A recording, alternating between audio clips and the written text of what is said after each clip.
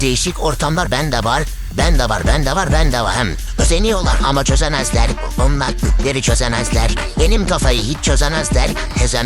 Çözemezler. Narkotikler hani neredeler? Daha kızlar tabaklar neredeler?